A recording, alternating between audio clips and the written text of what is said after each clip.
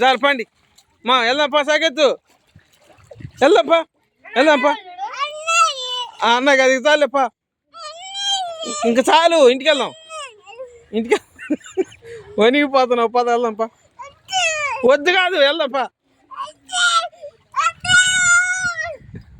ఇంటికి వెళ్దామమ్మా